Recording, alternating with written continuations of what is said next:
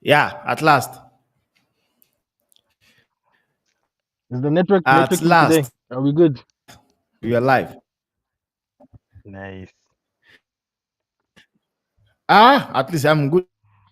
For now, it's networking. It's not easy. So big up to everybody, man. Big up to everybody. First of all, guys, we are saying welcome back to the Banks and Vegeta show. Merry Christmas to everybody and Happy New Year. Bro, you've been on the road, Vegeta. You know, you have been the person whereby Yeah, you bro. went um to a place whereby Christmas is always nice to go, which is, home, Dublin especially. How are you, my Mm. bro? How are you doing? How are you doing? Shout out Temba, shout out to the viewers, bro. I'm okay. You know, the Vegeta and Bank show will happen no matter where I am. Even if I go overseas, we will make a plan to make Yeah, sure the show definitely. happens. Definitely, man. Definitely, man. Before we went live, you were saying something about your fan base, making it very funny. Like, what are the saying that you've kind of like that made you say that? What is happening in Nah, your bro. fan base? Somebody finally said they're sick and tired of this fan base, and I'm like, I'm so glad you finally see what I'm seeing, bro. Because these fans will say, Player FC doesn't exist anymore. You know, we're gonna back Ruben. And then we have a couple of bad results, and everybody's just like, "Oh, Ruben's gonna fail. We'll be back 18 months later." Da, da, da, da.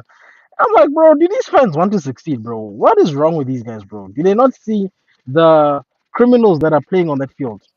I'm Hmm. tired, bro.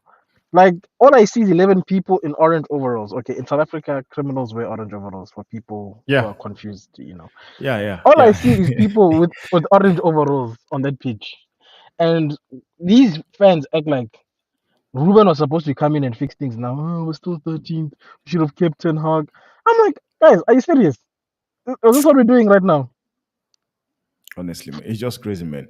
Like the question I want to ask first before we begin the show is this, man. Vita, do you really think and believe Manchester United fans and the fan base are actually ready for a rebuild? Because there was something Ragnick said. Yeah. Ragnick said, this is not about, it's not cosmetic, whereby you just patch up here and here and it all happens. He said an open heart surgery is needed. Yes. He said it. And in my own opinion, in my own opinion, let's take example of what Chelsea have done. We saw what Mm. Chelsea did. Chelsea, people were taking them as a joke, talking about them, no, that they are crap, they are this, because they were getting rid of players, taking advantage of the PSR rules, selling the Mm. likes of Conor Gallagher, who was, for me, undoubtedly, the aside Kopama. Before, okay, no, the season before Kopama came in, he was Chelsea best player of the season. But Yeah. that same player, Chelsea cashed out 40 million profit, like 40 million profit on Gallagher. People, went in on him, even Toboli as well. People saying Toboli is running the club to the ground and blah blah blah. And as a point, club that is in the right place. He wants progress. And right now, these same Chelsea who were taking banter at, they are second. And Mm. there's a possibility that they might even win the league. I'm telling you the honest truth. I Because hope in so. hindsight, okay, I you hope want to so. say no, it can happen right now. I hope so. So do you think and believe that Manchester United really are ready for a rebuild? Because rebuild won't be easy. This is what they call rebuild. This is what Amorim is doing. Is what they call rebuild. Do you think United fans are ready for a rebuild? Tuma, can I be honest? I think the club is ready because if you look at the steps that they're taking to rebuild, the restructuring from the top to the bottom before getting the manager in, that was the right thing to do because you want the structure to pick your manager, to pick how we're gonna play football because you don't want to do it in reverse. I think for the longest Mhm. time in United, we were trying to rebuild by changing managers, and unfortunately, the issues were always deeper than just the manager at the club. And I guess it took until Ten Hag for people to realize that, oh, okay, you can't have a world class manager and have people like Richard Arnold at the top of the club trying to assist to a degree. I think to a degree that also aided to the failure of a person like Ten Hag, because I don't think Ten Hag is a crap manager. I just think he had such a crap structure behind him that he tried to do too much. And by the time we had a structure, it wasn't good enough. So I think the club, or at least Ineos, in my opinion, as much as people are like, oh, Ineos watch, whatever, I think Ineos is ready for a rebuild. It's whether the second part of your question, can United fans stomach a rebuild? I don't think so, because besides losing games, the hardest part for people is going to be when certain players leave. Not the obvious people, not like your Rashfords. I think most people are on board with a Marcus Rashford being sold, right? It's when other players get sold within the club to make money, like you're saying, what Chelsea did. So, for instance, they might be, I don't know, a youngster Yeah, that people yeah. are watching in that are watching in the academy and are saying, oh, he should be in the first team.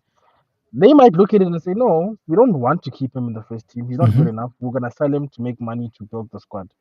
Or crazy, they might say, Kobbie, you're an academy kid, you've got talent, we cash out, we use your money to rebuild. So there are going to be those decisions that in the short term are going to feel painful, but they might be the right ones for the club in the long term. And I don't know if, based on what I've seen, bro, with United fans, if these guys are ready for that.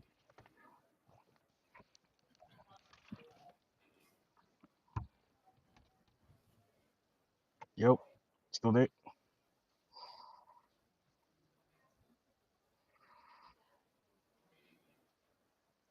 Mr. Banks. Okay.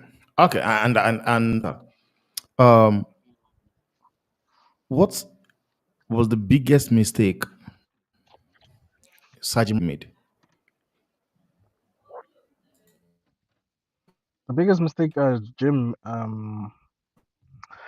for me personally, and some people are going to disagree with this, but I think for the most part, it's something I've seen online. The biggest Uh, mistake was big up being in. to Shout out to you, Mark. I think Timber's having issues with his internet. But shout out to Mark who says the problem with yeah. United fans is we Go on. don't have the concept of a rebuild. But anyway, I think the biggest mistake that Sir Jim made was the indecisiveness with regards to with Ten Hag, because even when we kept him, I thought, okay, they're not listening to the fans. It's okay. It's whatever. I want a ownership that trusts their own abilities, because the one thing we've learned about Man United is that the fans are not club owners. We're not experts in scouting. We're not experts in medical, whatever. We're just fans, bro. And I feel like for too long, sometimes, and we used to joke about this before Ineos came in, it always felt like if there's a rumor that United fans gravitated to, then the club would almost make a decision based on that rather than does the decision we're making make sense for us, right? And I felt like the indecisiveness around Ineos was they had either made up their mind, but were afraid to sort of rattle the fans a little bit to say, you might want us to keep Ten Hag, but we want to move on from Ten Hag. Whether you agreed with the decision or not, that indecisiveness almost put us on the back foot coming into this season, you see. And also another decision that they made that was just as bad was the Dan Ashworth one, because the Southgate rumors were there for a while, even before the summer, bro. So if this guy was truly the source of all of that shenanigans, why on earth on like why would you bring him in? Like, you're hiring Omar Barada, you're hiring Wilcox, right? I feel like these guys sing from the same book. Omar's your CEO, Sir Jim. You might be the owner, but Omar's your CEO. Yeah. Why don't you let Omar make the hiring decision for the people below him, like your DOF, your head of medical, your isn't that the job of the CEO to surround himself with people that will align with his strategy for his business, in this case, the business of running Man United, right? So the so-called Avengers that were assembled, unfortunately, they added a DC character to a Marvel movie, which didn't make sense. So with Dan Ashworth, Yeah, those two decisions, the Ten Hag thing.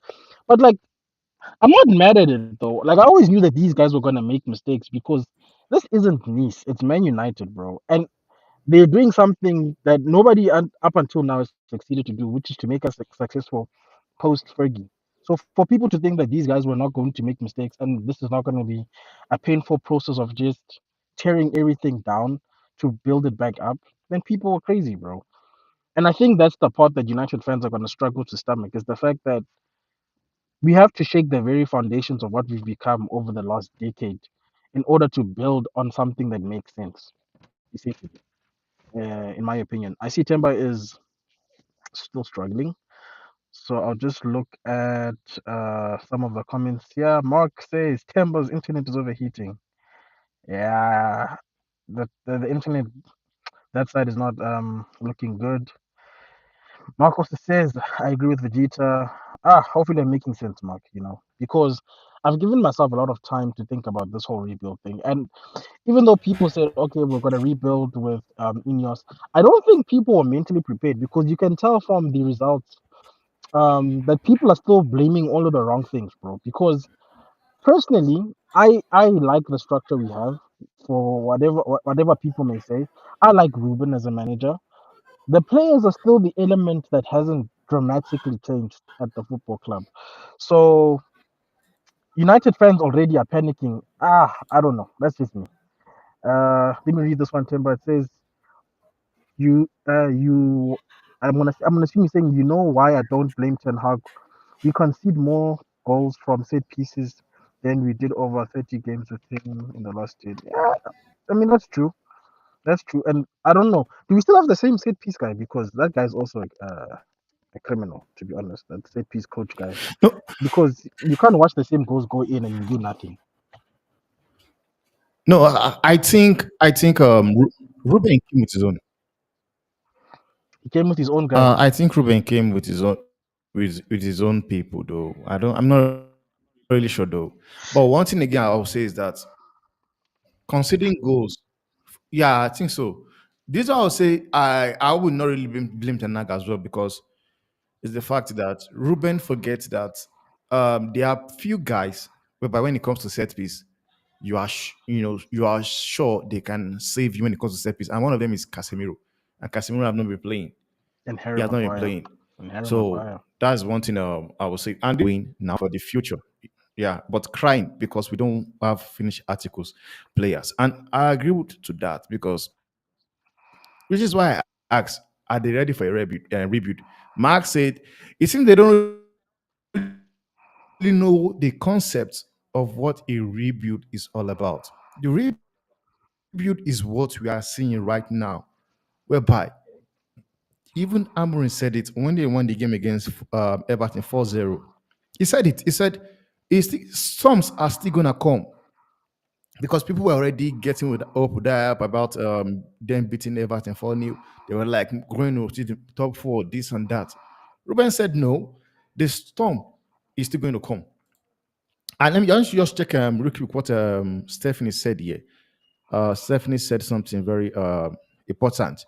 She said United, you know, are still on like you said, United are still aren't ruthless enough by removing summer window. I believe so. It will take time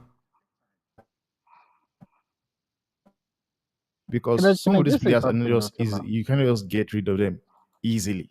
though, easily. Timber? You cannot just get rid of these players easily. Now, yeah, go on. This is why I say this. The structure part of it is important because look, I understand that a lot of people were piling in on Licha when he joined for his height and everything. But the fact that we're conceding so much shows the importance in this league anyway for physicality and height when it comes to defending set pieces. Because you look like at a game like Arsenal versus Everton, all Everton did, bro, was have center forwards that were tall enough and strong enough and in the right places to deal with the Arsenal set piece.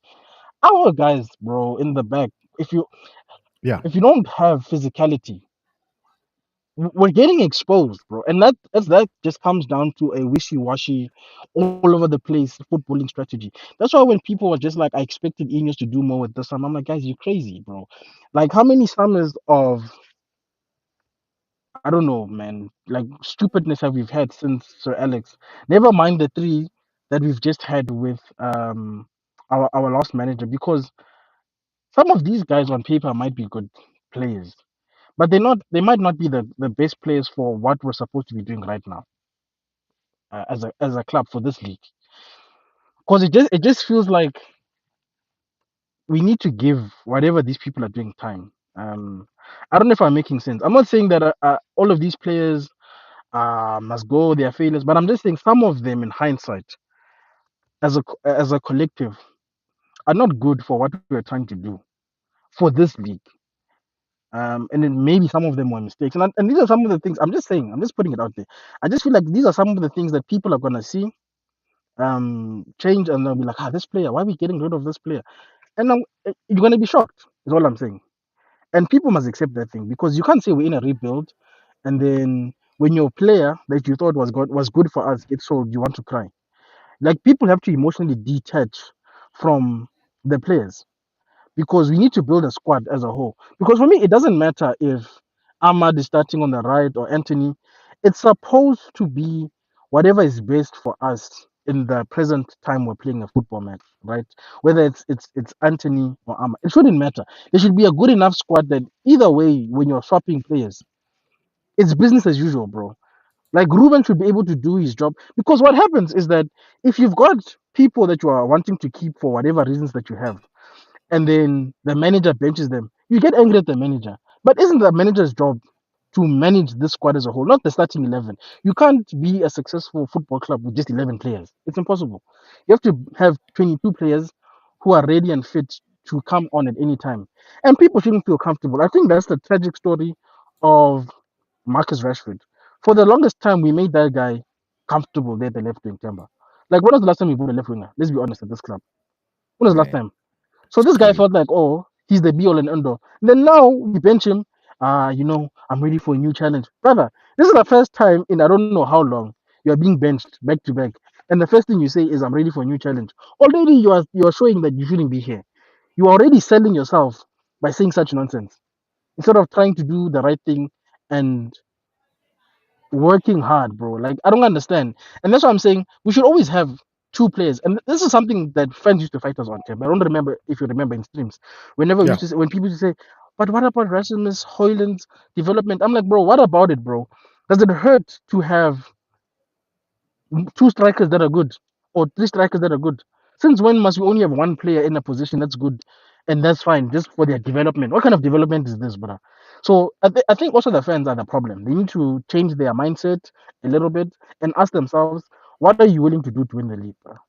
And nothing should be off the table, in my I opinion. get your point, man. I get your point, bro. And it's everything you just stated now. Those are facts, man. And there's something Mark said there, man. And it's a point. It's a point. You guys are ready. You guys need to be patient and ready to take. Because I still think you just are still going to lose games as well. Because man, no matter how I want to say it, United are still going to lose game. Now, Vita, let's get into Mm, the stuff proper. Like now, we've seen how the season have started so far, and now I'm talking about when I'm asking this question now, who is to blame? I'm talking about in between the ownership, the structure now, the ownership, the players, the manager. Because for me, I've seen some people, going in on Eric Ten Hag saying he spent 600 millions on players, and the signings that he has left are players that are not good enough, which is why Amorim right now is struggling. And for me, being a neutral, I could say yes, they are right on some point, and I could say no, they are not right at some point. But I'm just asking you right now, like, mm. who do you blame right now with all this chaos happening right now? Could you put it on the ownership, the Ten Hag or Amorim? Can I be honest? The person that needs to be blamed is the person that's not even on that list. These people are so smart with what they've done with the selling of the shares to a point where green and gold is not a thing anymore. These guys are chameleons that are hiding. Because if you guys want to blame, this is why when people say Ineos Yeah. fraud watch, Ten Hag fraud watch, whatever, I'm like, guys, you can't fix even if Ineos was there with Ten Hag from day one, guys. Let's be honest. In 3 years, the real criminals are the ones who've been doing this thing since they got to this club. Sir Alex Ferguson is just Sir Alex. It's just that the weaknesses of the Glazers to run a footballing club were exposed post Sir Alex. So I blame the Glazers, Temba, because rot doesn't happen overnight.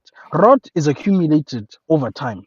And all Mhm. you're seeing is before Ten Hag and Ruben, in my opinion, I'm going to take those guys aside because Ten Hag won our first cup after 6 years. I mean, he tried, honestly. Yeah. We can't act like this guy was just a bad manager for out of the blue. I blame the Glazers because the lack of footballing strategy at this club and the way we've dealt with the players. And I tried to articulate this on Bot's channel the one time, but people misunderstood me. What I'm trying to say is you can't make certain business decisions around players, like giving people contracts they don't deserve, simply to keep them. Hmm. Because if you look at the Hmm. other clubs that are successful, if you're not here to win us things and you're just here for money, they moved you on, bro. It wasn't that deep. Like, it doesn't matter who you are. Like, you can't be coming to Manchester City's people and saying, guys, I want 500 million. That's how we ended up with Sanchez. They said, are you crazy, bro? Who do you think you are? No. So those strategies and those things that these guys did over 11 years before these Ineos guys came in is what we are finding we are where we are. Because come on, guys, you think Omar Barada, who's been at Barcelona and City, came here and he's like, all of a Yeah. sudden I don't want to do my job. I feel like this man is looking at the mess that we have, and in his head he says we have to literally pull the rug out of our foot so that we can clean the floor, bro. For so long we've been cleaning the mat when the floor underneath it is dirty. Let's get rid of the mat. Let's look at the floor. Do we need to retile? That's what these guys are doing, bro. And unfortunately, you're not going to take a house that's been dirty for flipping 10 years, Temba. Can you imagine? I leave my house for 1 week and if it looks like the world is ending. 10 years of no cleaning a house.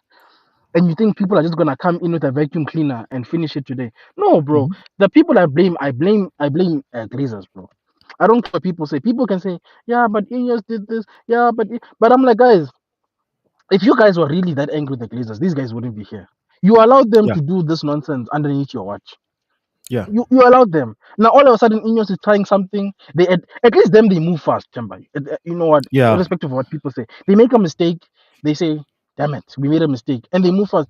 Eh, the guys used to make a mistake and say, guys, one more season. Maybe next year.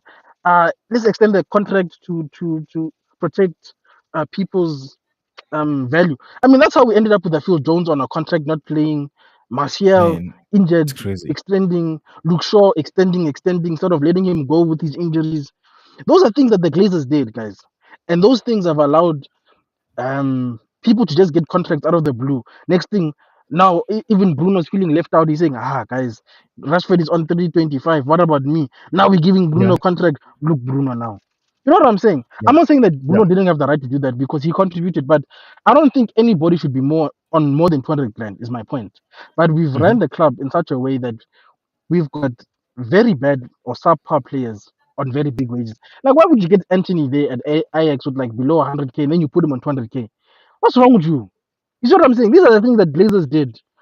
And then Hmm. fans want to blame Ten Hag. Fans want to. Me, I blame the players, first of all, because they play the football games, personally. Yeah. Yeah. The manager doesn't play the football games. There's True. Ruben is not putting on boots and playing soccer or football, whatever you call it. He's not doing it. Hmm. It's these Yeah. players. So these players are criminals, number one. I'm not looking. I refuse to be Amorim out until at least Yeah. 80% of these guys leave. Me personally, I refuse. Yeah. Like, I will Yeah. judge Ruben when he makes weird things. I'll judge him. I'll be like, Ruben, that game strategy was a bit. But these players plus Glazers is the real reason we are here. Yeah. Correct. You know what is that? Mia, spot on. I agree with you. The Glazers, out of a blame. It's just kind of like funny, whereby when they are talking about this thing, they don't include the Glazers. And this is where Ineos have actually came into the whole picture. Like Mark said, now Mark said Ineos is to blame and the fans. On the first part, I agree with you. The only place I would want to say Ineos were wrong was keeping Ten Hag. If you know you want to sack him in the first place, sack him and bring your guy. Thank you. You know, Yeah. you kept him and back him up with his own players. The next thing you sack him now, which right now, because Amorim now, you look at those players, they are not really fitting into Amorim's plan. But I would like him to explain as well, like why did they say Enos to be blamed? You know, Mark, can you hear me? Bro, you can hear me? Yeah, yeah, can you hear you? Go on. Yeah. Big up Vegeta, big up everybody in the building. I'll just say it straight. I think, for me, Ineos is a okay. From two perspectives, I'll give this. I think Ineos have to accept blame because one or two things, right? Yeah, the biggest problem for me, as I would say, is hypocrisy in the fan base, the football club in general, right?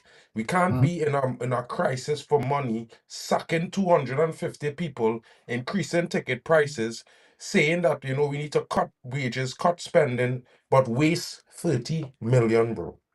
Man. 30 Facts. No, I agree million. with you, Mark.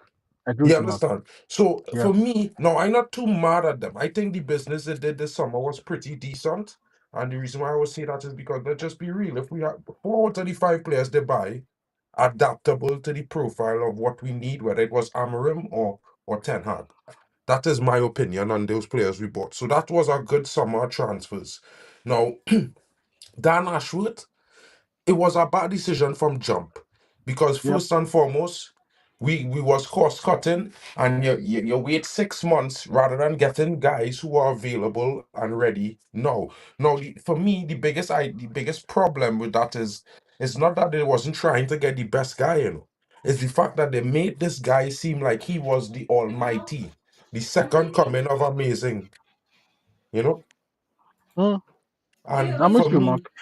for me, I don't like that. I don't like that situation when you hype someone, bro.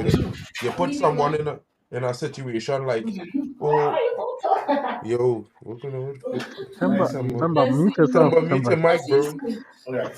I don't have controls. I can't mute this. Bro, you forget to mute your mic, yeah? Sorry, No, but bro. Sorry, man. I hear what you're saying, though, Mark. I do agree with Yeah. you. Like in the short term, what we're seeing now, yes, Ineos played their hand poorly. But what I was saying with the Glazers thing is that Mhm. these guys have done so much crap, and I feel like the fans part where I agree with you is that fans are so quick to forget, to forget, bro. It's as if new season and then everything else that happened in the past we forget it. Like never mind buying Pogba for 90 million, letting him go for free again. Never mind. Like all of those things, bro, for me accumulated to this nonsense. And I agree with you guys, man. Like everything that Mark said, man, is spot on, man. It's spot on. Everything he said it made sense. But guys, the last time I checked, Marcus Rashford said something about the interview he did with Lauren Whitworth, what's his name, saying that he does not want to make a decision, that brings the club into spotlight. But indirectly, you are doing it because a manager kept you out of the squad. You and Garnacho, one other player worked hard to get into the team. The other one went to make interview saying he's not going to bring attention to the club. Whereas that is what you're doing, honestly. So do you think can you guys get rid of this guy, man? Do you think it's possible? Because It is, first of bro. all, Nobody. his wages is crazy. It's fine, bro. That's the things that you need to pay for, bro. These are the things when I say people are busy giving out contracts like they're opera is funny. No, these are the things of the past that we need to pay for. And this is why when the situation happened with the two players, I said, guys, don't drag Ganacho into this thing because you don't know why they are both being left out. It might be the same thing, it might not be. And I said, you're gonna see. Ganacho's gonna come back. This one won't come back. And it's the same reason why when people saying no, Rashford give him another year, and I said no, guys. You guys said Ten Hag must get fired in 10 games, but you want to give this Rashford guy another? Are you sick? Imagine. What have you seen that you haven't seen before that you are still expecting from this guy? Ah, but he's one of our own. then follow him to where he's going, bruh. I'm tired of this Yeah. thing. This is why I say the fans are also a problem. Yeah. One of our own, as if Conor Gallagher was not Chelsea's own. Conor Gallagher was Chelsea's own as well. They're still being him out. So many players Nah, they've been United, Chelsea have been out. And like, I United, love what Stephanie said here. You know one thing about Delete, it doesn't get the credit it deserves. If this guy called Delete was maybe James Delight playing for England, people are going to praise and talk about him. Ah, yes, United have considered 7 goals without Delete. Yeah, but all of a sudden now, because it's it's just crazy, man. It's crazy. Like you look at it, the 2 games he did not play, 7 goals conceded. So does he indicate that it was all along be doing something, doing well, whereby he did not get the credit? Look at what Kenny Fan big up to you, man. Kenny Fan said, Rashford does not feel committed to football again. Football. what is For he me, I committed to, think bro? Because his relationship just ended now the other day. Does that guy even know what commitment is? Ah, he does not.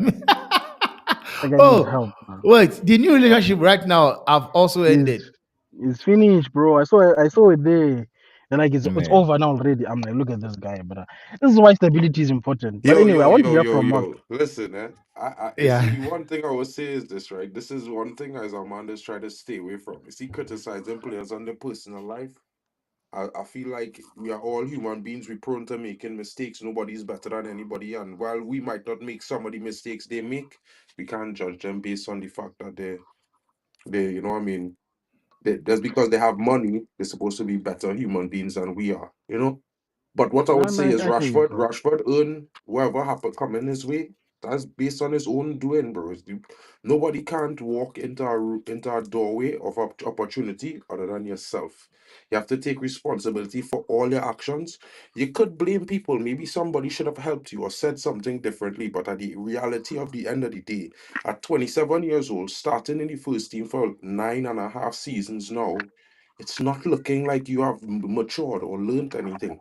And it's like, what can we do that you didn't see that you needed to do for yourself? And I don't think Rashford wages is going to be an issue. I think there are plenty clubs that, his because of his notoriety, he does have ability, he does have talent. So maybe he hasn't been able to display it at Man United consistently, but I won't say he's not going to go somewhere like a Spain or like a France and Or maybe show Italy, bro. levels. Even Italy, bro. Like, to be honest, bro, rather him go to PSG, you know what I mean? Or Mm. like Atletico Madrid, because let me be honest, I rate him. I'm not gonna sit here like I don't rate him. I just don't like his performances over the last couple of years. I think it's less than his levels, and that's why it's heavily criticized him. But I don't think it's an issue to get him sold. I think we will get him sold. I think this the one thing this structure has shown us, they will do deals and they will take losses if they have to. So there might be a deal to be done. Might be a swap deal with another to get a player that we might want or some kind of thing. You never know what could happen. But, I saw he was linked to Bournemouth. I don't know how true is that in a swap deal that includes Bournemouth. Kekex. Yeah, Ah, Kekex. I don't know how true the article is. It was linked to Bournemouth in a swap deal that will include what's his name, Kekes. So I guess you guys need a left back, but do I think I it's going to think I happen? that is a bit far fetched for me, yeah. Because Okay. first of all, Bournemouth have a stadium that could seat like 15,000 fans. No Okay. disrespect to Bournemouth, but but I don't think they could afford to pay Marcus wages. Whether or not they go and pay him 150K, 200K a week, I don't think he will take much less than half what he earning right now.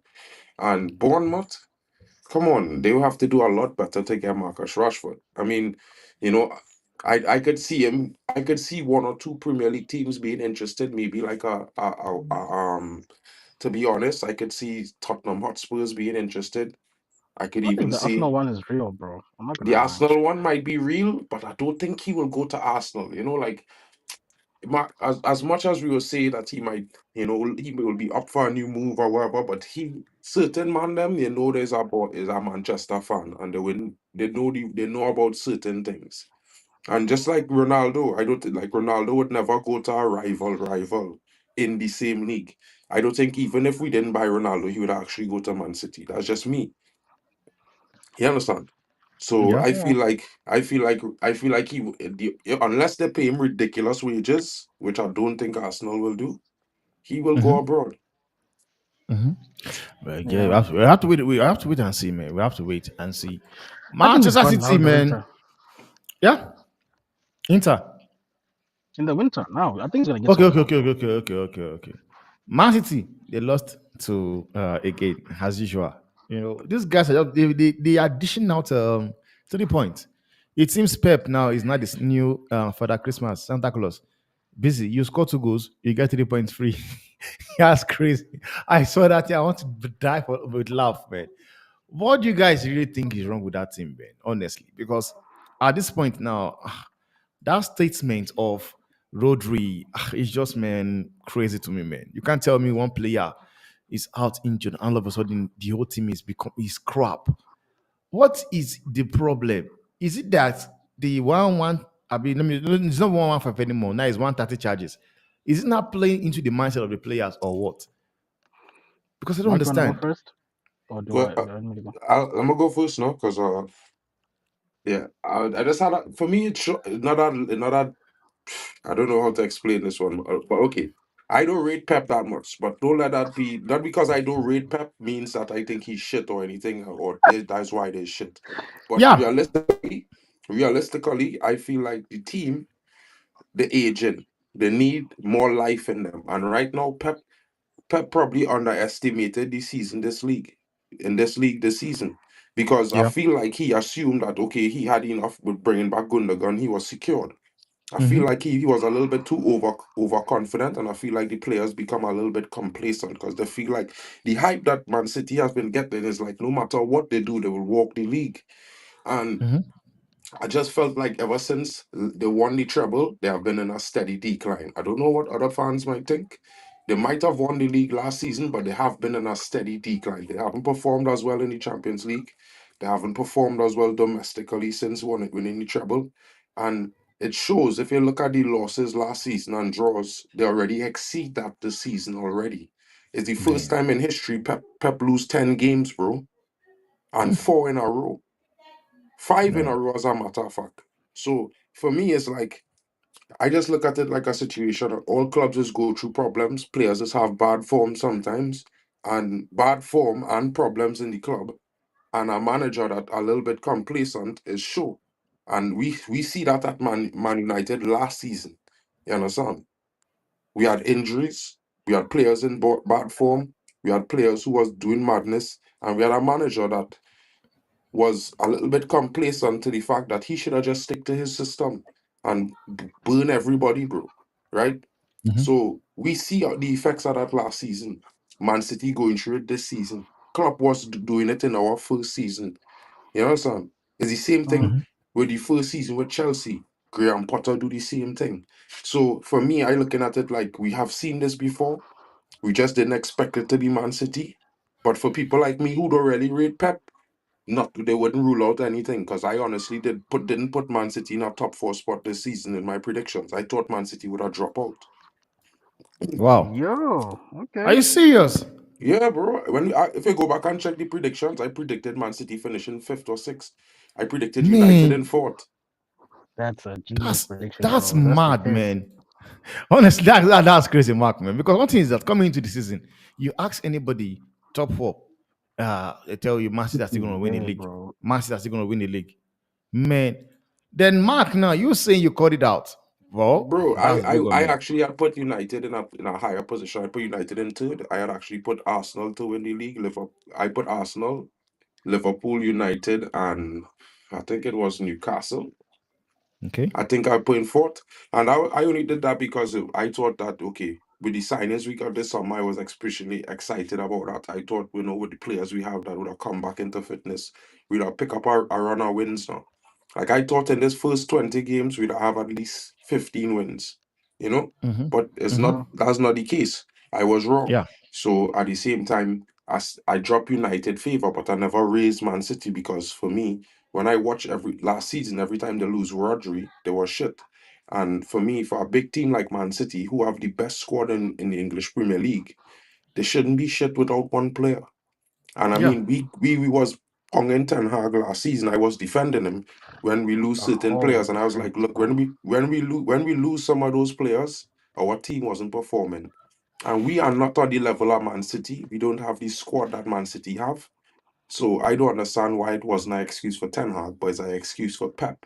If you that's understand the what I'm thing. saying. Yeah, yeah. Yeah, I've got a different but similar answer. One, people are learning that Sir Alex, what he did was not normal. Okay, because I feel like for longest time people were trying to take a little bit of a doo doo on Sir Alex's legacy, and what you're learning is that what he did is not what normal people can do because no matter what in our history this will never happen. But how many games is that? 1 in 11 or 12? That's ridiculous, bro. Man, in Even 12. even in our crap years, I've never seen that happen in our club, bro. So that's the first thing. But another thing that one of my elders was saying yesterday when we were just having Christmas lunch was football happens in cycles, bro. And I think like for the longest time, Facts. people thought that Man City was exempt from that for some reason. I don't know why. They Yeah, just thought yeah. they'd always be there, you know. And I was like, City fans will see the truth when it happens. It's gonna happen, whether it's in our lifetime or not. It will happen. And these guys, 1 month into this happening, I can't be a fan anymore. I'm going back to my old club. I'm like, guys, come on, really? We've been through this for a decade. You guys are already crying after one month of hardship. 2 months now, I think. That's ridiculous. Man. See, look at this statement here from Stephanie. She said the Premier League side aren't scared of City anymore. Surprised. Forest did not beat them. And that's it. I was surprised Forest did not beat Man City because if there was a team whereby I think they were in a good form, would get a point against City. And I was surprised they didn't win that game, man. I was honestly surprised that they did not win that game. Now, what do you guys say? I've seen Victor Osimhen being linked to United because sometimes one thing I always say is let's be Hell no. realistic about some Hell Hell signings. no. no. Hell no. Let me Hell just no. skip that Hell topic no, one bro. time. I don't Move on want to Victor, another bro. thing. I don't want that guy, Bro, bro. keep Victor Why? wherever he Why? is, bro. I We Why? don't we want all this guy, bro, bro. we all watched AFCON. And that is Yeah, that. That yeah. is Bro, I that, saw the bro. AFCON and I saw how normal this guy is, bro. Nah, bro. Honestly, No, man. thank you, bro. Honestly, man. Victor I've been saying Victor it, Osimhen man. is the very definition of overrated, bro. That guy is Hey, so God. overrated. Bro, the I mean, man was Napoli should have cashed in. bro. no, yeah, Napoli should have Let's cashed out. bro, to be fair, I will say this, right? I think he needed more time to develop because to be honest, in my honest opinion, his first season at Napoli where he scored all those goals when Napoli win the league, I think that went to his brain. And I mean, okay, like to be honest, I don't think he's a terrible player. I don't think he doesn't have the talent to be one of the best in the world. But the problem is the mentality. We see it with Garnacho, bro, and the difference is Garnacho is 20. Hmm. We see it with Hmm. Rashford. Now, Rashford would be more comparable to Osimhen because Rashford is 27. And while people would make the excuses that he played too much games, bro, we never made excuses for Ronaldo playing too much games. We never make excuses for other players like Cesc Fabregas at 16 and these things.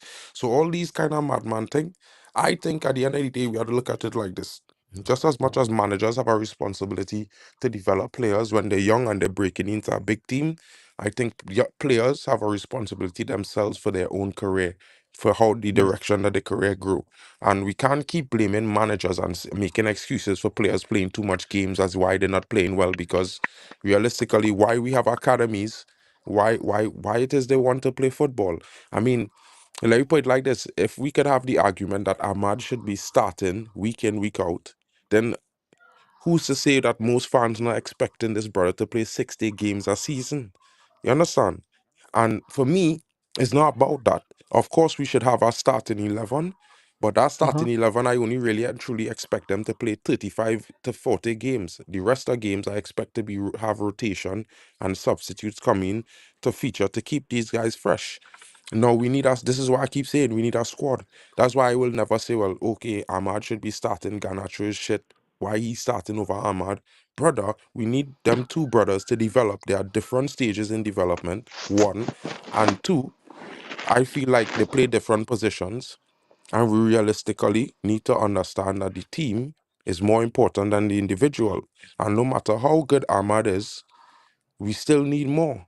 Because when he get marked out of the game, like what happened against Bournemouth, who do we have? Nobody. You Nobody. Nobody. understand? But Yeah. and the biggest thing is look at this, right? The funny thing is for me is this: football is work in cycles, and consistency is work over sample size. In the last 5 years, Bruno Fernandes has been our most consistent player when it comes to creation, output, and goal scoring. He's involved in 50% of all the goals we scored in the last 5 years. It's That is a actually lot of goals. 52%. 52%, right? Yeah. And people, because he have a bad start to the season, people is like, he shit came out, he's the problem. I'm like, well, so who in the squad could do better? No one. Yeah. Yeah. Over 10 games, over 10, 15 games, maybe people would say I'm mad, but it's only been 10, 15 games, bro. And this is the funny thing for me. It's like, it's like we're not even letting our whole season finish with some of these young players before we rate them, before we underrate them, before we write them off. Yeah. And this is what's caused the most problems in Man United, because look at it like this.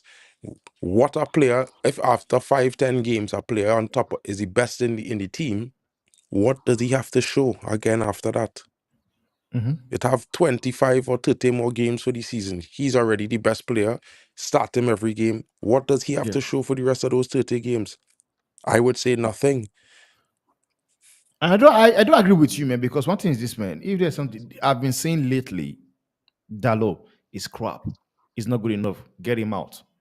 I've seen people talking about Ganacho is rubbish. He's not good enough. Get him out.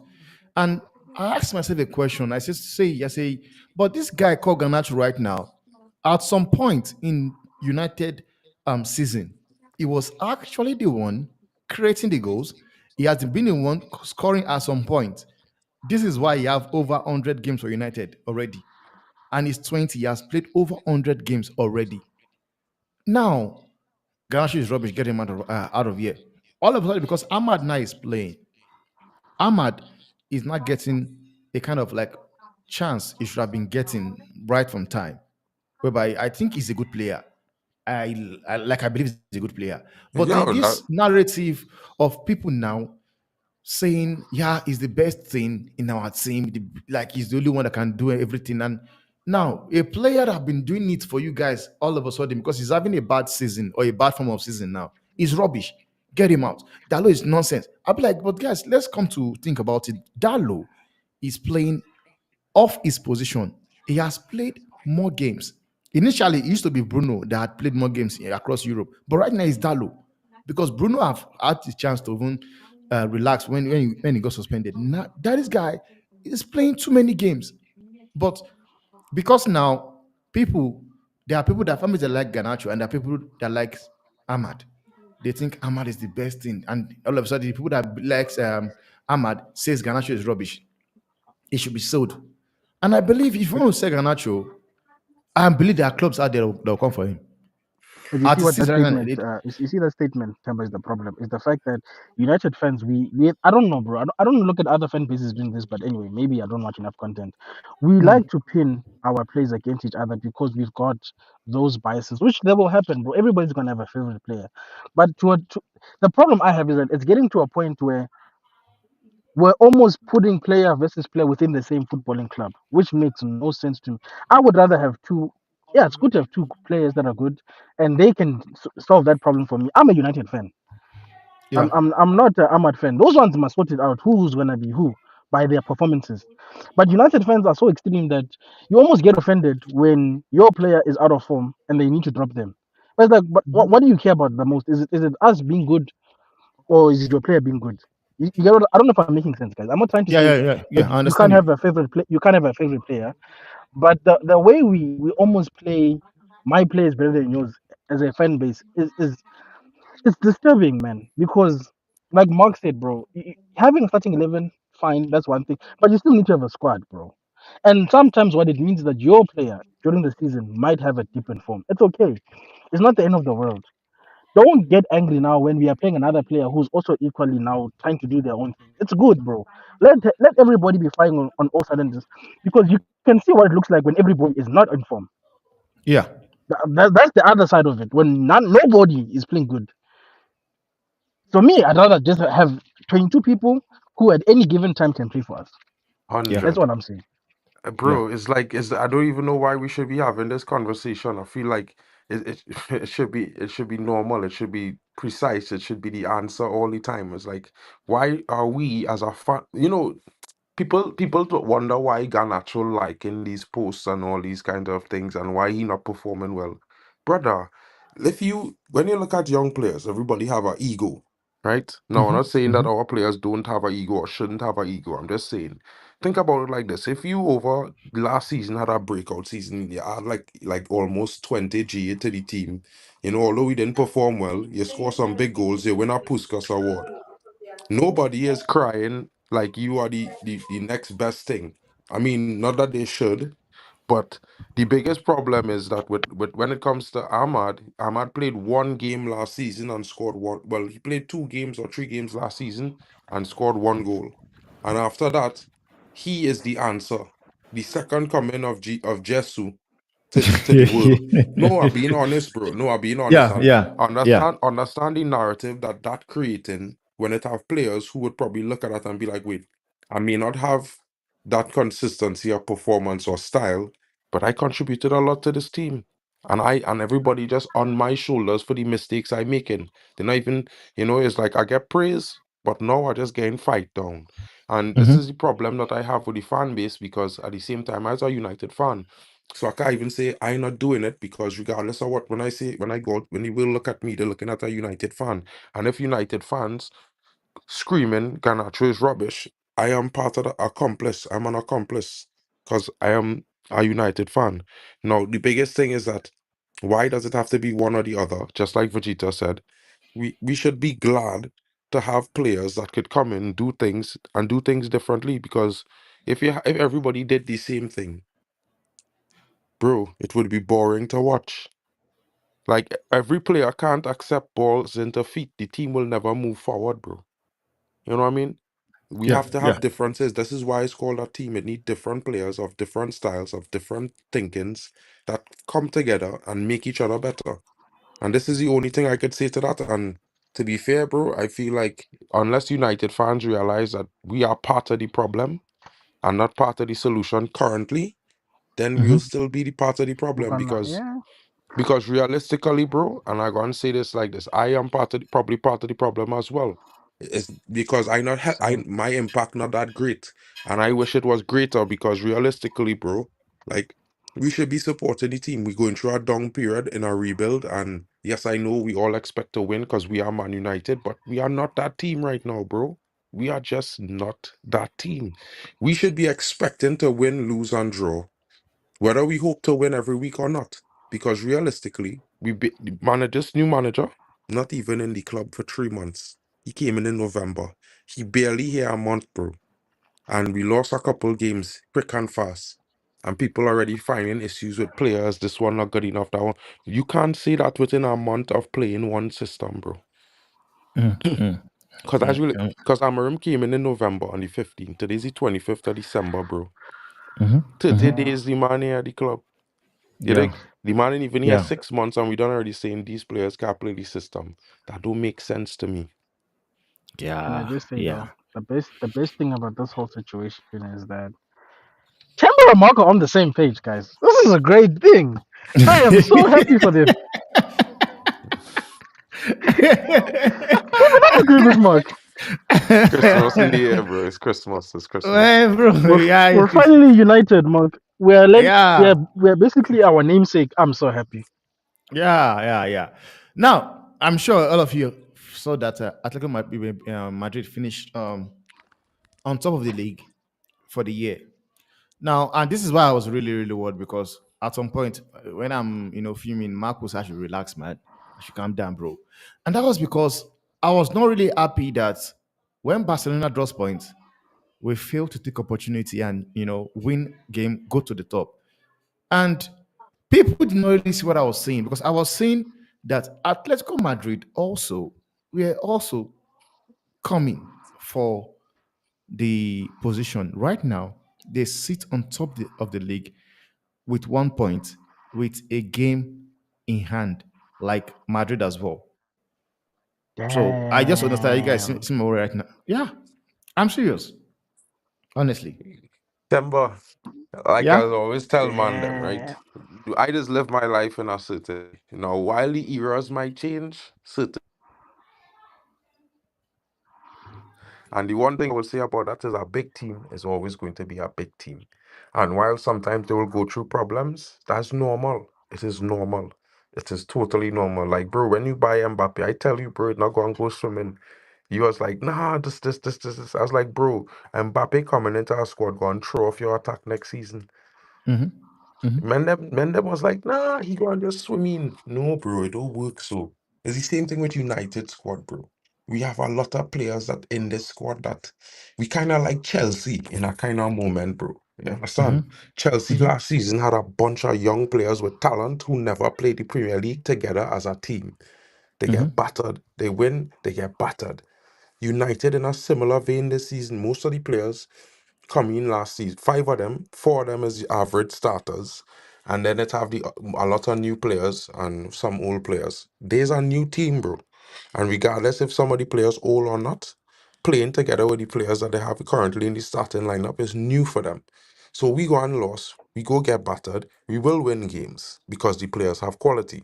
Next season, or coming up to the end of the year, the last 2 3 months of the season might be when you see the true United on the hammer him, because that is when players will get used to certain things. The basics will start to become habit, and you will see better performances. So this is why I not even stressed this season, bro. I don't know why anybody's stressed. You understand? And this is Bro, the you're weird supposed to thing. fix it, Mike. That's what people are saying. That's Yeah, but this bro, you fan base, can't. bro. Let me tell you something, bro. And as much as I would like us to fix this overnight, I wanted Qatar. I wanted Qatar Yeah. to come because Qatar Yeah. was Same here. coming and splashing cash, bro. Did I come? Brand new stadium would be under construction. Brand new stadium. We'd have spent a billion in the transfer market. No debt. All those things are amazing. But it didn't happen for us like that. So now we in a patient situation because everything had to happen on slow. Everything had to happen according to the budget of the club. And when you focus on the fact that not the owners' pockets, the club pockets. That is the biggest problem with United fans. They think about the owner's money and not the club money. Right now, the club don't have Mm-hmm. that kind of money, right? And as much as we might want Gyökeres and all these big name signings, bro, we're not going to get some of these guys because we can't afford it. And it's not because we, Yeah. we don't have the fan base or we didn't earn the money. It's because the owners didn't reinvest our money so the club could have the money. We in debt, Yeah. a Those billion Glazer in pricks, debt, bro. The pricks, brother. bro. Right now, that's why I tell all the fans, bro, have patience, hope for wins, stay together in our loss. If we draw a small thing, and then we keep it moving forward because right about now, we don't have that yet, but we're working towards it. It's a work in progress, and we're building for the future. Next year, go be our year. This year is certainly not going to be it, but we will win the Europa League. Trust that statement. Yeah. That's a fact, And man. also, and also, Go on. guys, like it's also like building a house, bro. You can't expect to get the plans approved today and the house will be set up tomorrow. You have to put one brick on top of the other one in a specific order so that that house is actually strong at the end of the day and will last the test of time. You know what I'm saying? So all I want to see, bro, is the foundations being laid properly, the bricks being laid properly, and then by the time we get to the roof, it looks right, bro. Because I think sometimes we're so eager for immediate success that we don't care about what happens after that. Because what if you win the season this year with your immediate success and then you fall apart next season? I want sustained success, bro, personally, because that's where we come from. Yeah. I want Yeah. to I I agree. want something sustainable. I don't want something where I lose weight today and then tomorrow I pick up a granola bar and then it's over. Ah, no, Yeah. chief, no, no, no, no. Now, all these things I just talked right now, it leads me to the last question I want to ask before we round up the show. The question I want to ask is this, man. Do you guys think Amorim is going to get every backing in it? Because one thing is I know for United is this. You will see on the media, on the articles from Telegraph, from Athletic, they will tell you Manchester United they don't have the funds to make transfer because of FFP. And the next thing you will see United somehow pop out 200 million to be able to sign some few players. Now, the question I'm asking right now, guys, do you guys honestly think and believe that Ruben Amorim is going to get the players or the backing or resources he needs to succeed at Manchester United? I say yes. I say yes. You know why, bro? Look at when he first came in. Hmm. These guys could have easily said to him, Ruben, we can only afford you. But Ruben said, no, I want my whole training staff to come with me. They paid for them, bro. You Hmm. know what I'm saying? Ruben is Yeah. not happy with Rashford. They said, okay, Rashford is not unsellable. Those are the kind of stuff that makes me think that if, for the longest time, people like Rashford were like, Mr. Manchester, blah, blah. You sell Rashford, you send the right message to the rest of the team, bro. I just think Challenger. it's a matter. I think it's just a matter of when, bro. Not if. It's gonna take more than just next summer. I think people mustn't hang their heads on what do we do next summer. It's gonna be a progressive process, and I think selling a player like Rashford is the right step in the right direction. It's an immediate impact. It's to say to people, look, guys, Ruben is our person, or whoever the manager is, even if it's not Ruben Timber. I think sometimes we hang our heads too much on the managers.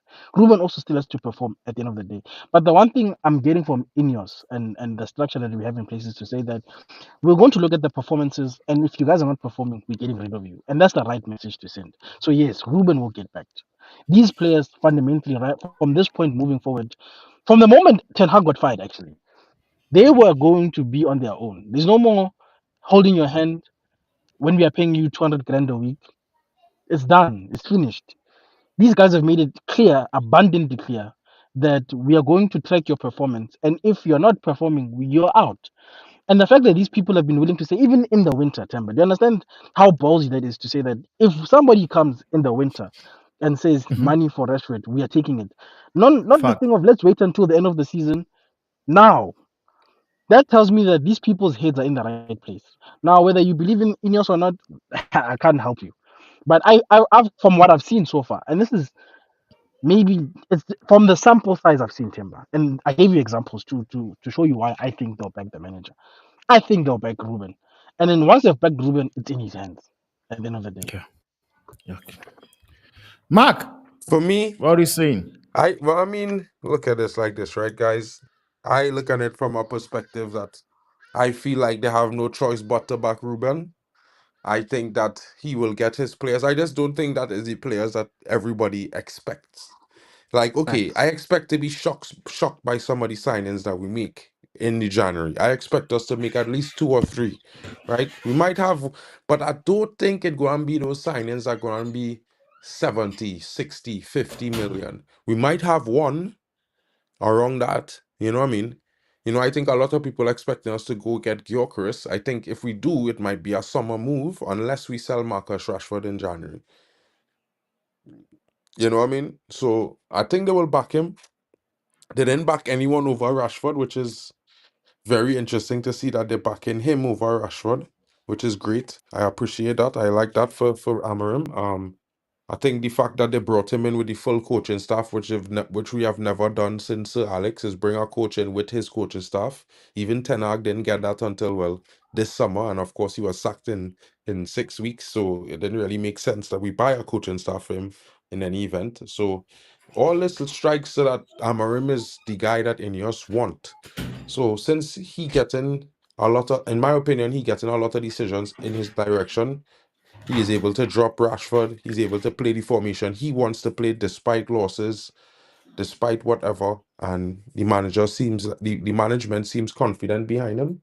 I think he will get backed. I just think it's going to be a patient situation over the next maybe 2 or 3 windows. You know what I mean?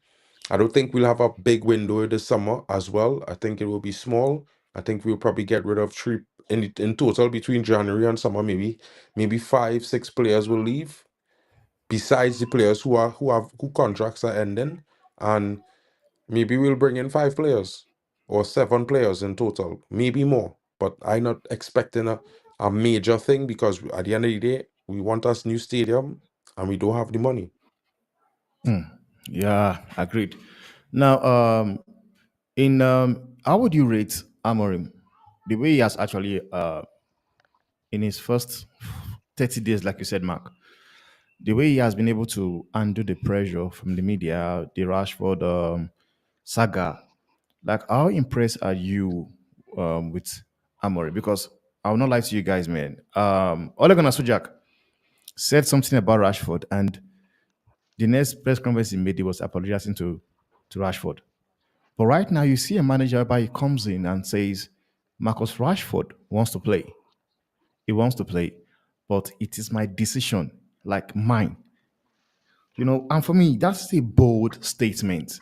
Like, it is my decision because even win or lose, it's still making you understand that no, man, me, it's my decision to pick the team, and it is his own decision to leave him out of the team.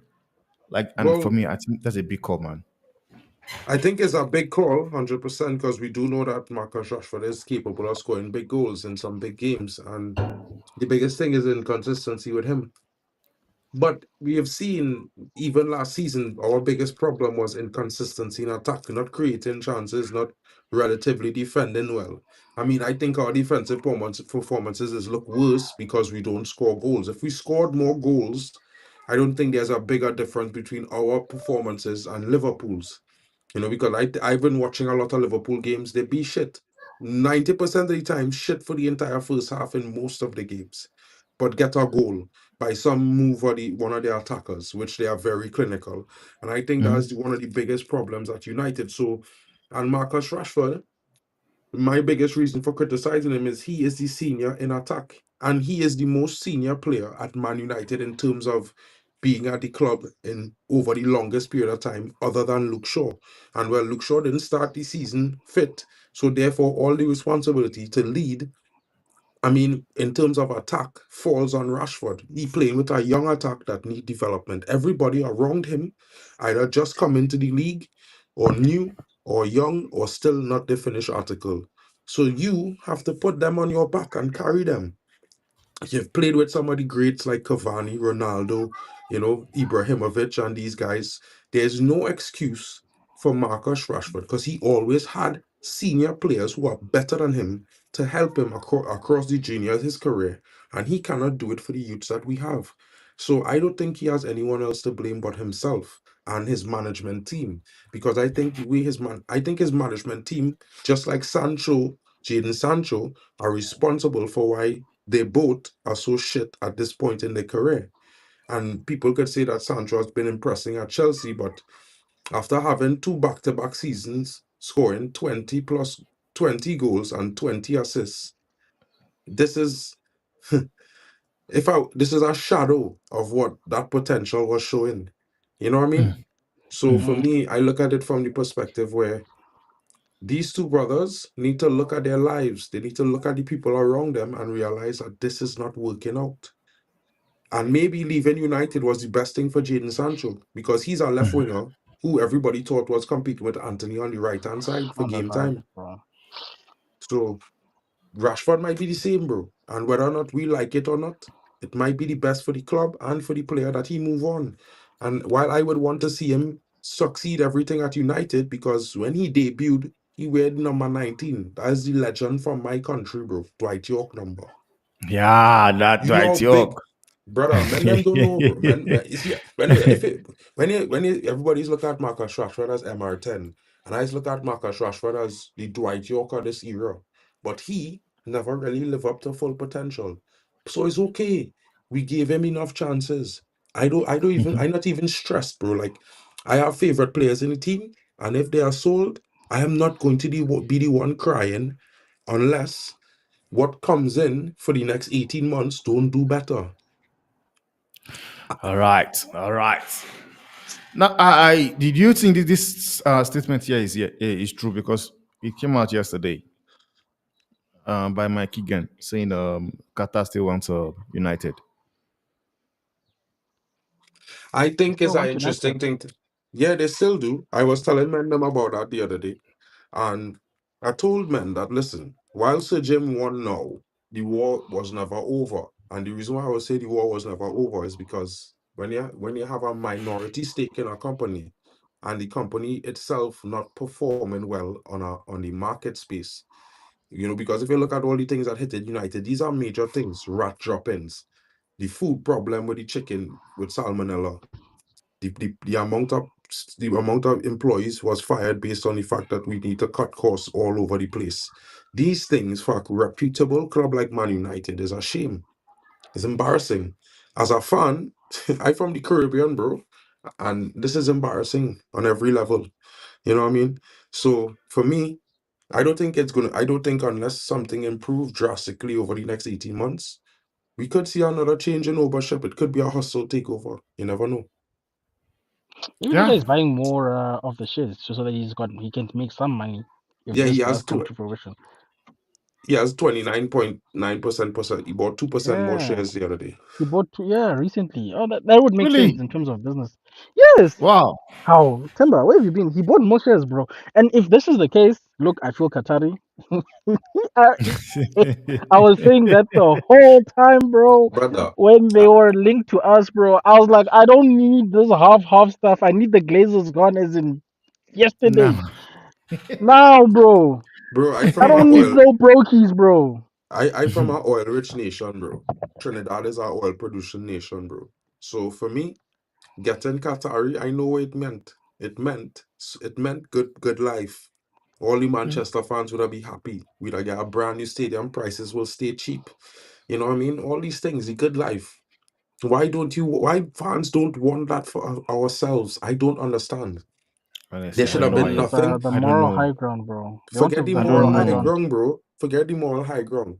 You have to think about it like who is going to respect your history and your magnificence and what you've done more than people who we know will respect others' culture or others' history. We know that Hey, this is man. these as much as we would say about these guys, bro. We know from all the experience in buying football clubs, all what we've heard about what they've done and how they improve the sport and how they just try to get the true essence of the sport out without doing affecting too much, but just injecting funding. Why? Why are we fighting against that? Why are we fighting Mm, against the good I'll life? Why are never we fight fighting against. for I'll hardship? never, bro. I Man, them love soft fighting life, for bro. hardship, bro. I don't I know. love the soft life, bro. I was even planning on having a stream called the Oil Classical with City, bro. The branding was The done. Bro, Hey, my bro, branding I was was the on Oilchester board, Derby, bro. bro. The Oilchester Derby, you know. The Oil Chester Derby was gonna be lit, bro. Which oil money is bigger? Is it Jassim or those guys with the 130 Mm. charges? But said Jim is a petrochemical owner, so what's the difference with him and Qatar? Man, It's it's called crazy. PR, bro. The PR that the British media was putting out on Sir Jim was crazy, bro. And yes, yeah, Sheikh Jassim. It was ridiculous. But look, if it's true, guys, please, because like Mark was saying, with these guys, it might be a slow remedy. Whereas with the Qatari guys, it's faster. Yo, 11 years of my life of suffering is a long time, guys. And now my kids are in the world and they support United. I actually need them to not know what this feels like. Exactly. I support that notion for the kids. For the kids, if you're not doing it for yourself, this is why I always say to United fans, think of the future. Don't think of the now. Because right now, we might be against oil production. But in the next 2 years, when people find out how much the what do you call it, the carbon footprint of batteries gonna Whew, be from electric they're not cars in the next 2 years, we might they're not oil ready, might Mark. be the next green fuel, because They, realistically, bro, we can't recycle batteries, and already the current waste of batteries is already 45%, right? And after 18 months, is 45% of they're what not ready it for took that one at 300 all. years for fossil fuel to do. But anyway, let me move They're on. not ready for that one. That's a topic for another day. Yeah, yeah, man. Yes, guys, we've come to the end of the show, man. Man City are playing Everton, bro. Big up to everybody on the chat, man. Big up to Stephanie. Big up to Man Lutata. He said something about Sergeant Ratcliffe, you know, fooling United. And I agree with him, though. Big up to Kenny, man. Big up to Mark. Mark, big up to you. What do you have coming on next, bro? You're meant to come in on this. The watch along this evening, we will be Okay, there. okay. We'll be there. Vegeta, you're also going to be there, right? Anywhere you No, are. guys. Me, I'm with my in-laws. I'll see. I'll pop into the chat. That's the best I can do. Man City just scored against Everton. Come on, Big up to Everton, man. What's them. wrong with you? Don't worry, I predict a 2-all draw for Man City and Everton. It can be. Big up to you guys, man. And big up to everyone in the chat, man. See Big you up guys on the next everybody. one, man. Thanks for Peace watching, out, bro. guys.